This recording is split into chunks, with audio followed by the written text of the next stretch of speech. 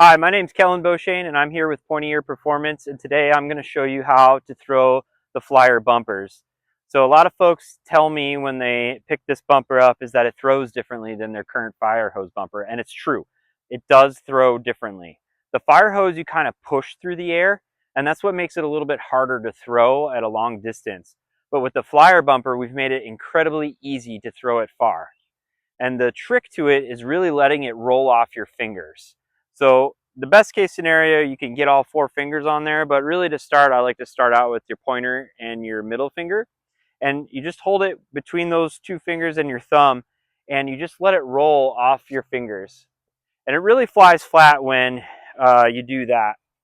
You really want it to spin, and it gets the colors, and hopefully you've got a 2-color or 3-color with the contrast, and it really gives the dog a sense of motion. So we'll do that again. And this throw honestly isn't terrible for a throw that you might see on the dock. You can tell that it's not really high, which is good because our dogs really don't jump that too terribly high off the dock, for distance at least. And that bumper really can get to where it needs to be. You have a lot more control with this bumper too. So if you need to do little pops, or you really need to get it out far. All right, so I kind of gave a brief method on how to throw the flyer bumper. But the next question might be, well, how do I practice throwing the flyer bumper, or even for that matter, the fire hose bumper, which isn't a terrible thing to do. Pointy Ear Performance has developed a tossing trainer, and I'm going to show you what that is. It's here in the blue bag. I just want to point out that it is in a very easily carryable and packable bag, so you can bring it to your next event and travel with it. And I suppose you could put other things in there like your bumpers and towels as well. So what I'm going to do is I'm going to set this up, and I'm going to speed up the video a little bit and show you what it looks like and practicing throwing through it.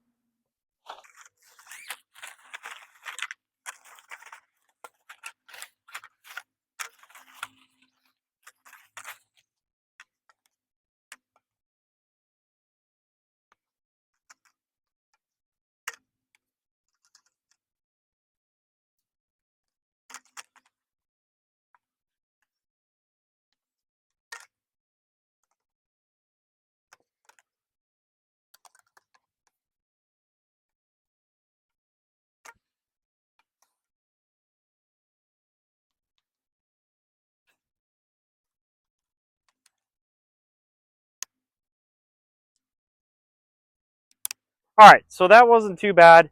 Um, I kind of fumbled a little bit, but that's just my own fault. So now what you see is a structure here that's got two red bars. And what those red bars are is a zone for which you need to set for where you need to throw your bumper. And really the best place to do this is the top bar is usually about eye level, and then the red bar I set maybe shoulder a little bit less. Now my dogs jump at about 24 feet-ish, and this level has proven to be pretty good for me. If your dogs jump a little bit closer, the bars would come down. If your dogs jump farther, they might go up just a tad. But I'll set this at about half the distance that my dog jumps. So my dog jumps about 24 feet. I'm going to set this at about 12 or 13 feet. So I'll do that now.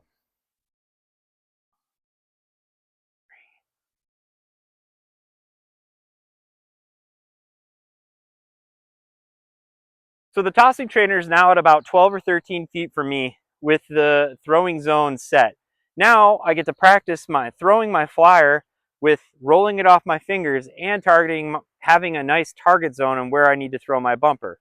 So what I'll do is I'll get set up like I'm setting on the dock with my dog down on the dock, and I'll get ready to throw.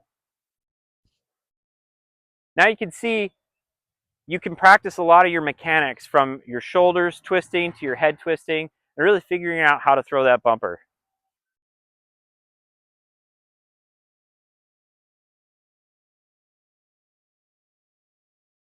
All right, show you again. There's my dog down the dock. My hips are kind of to the camera, right? So I'm going to turn, rotate, spot where I need to throw, and throw the bumper. That time it went a little high. That's not a problem. It's the beauty of the trainer. But we're here to practice, right? That's the whole point. It's how we're going to get better. See how flat that bumper flies? It's pretty impressive.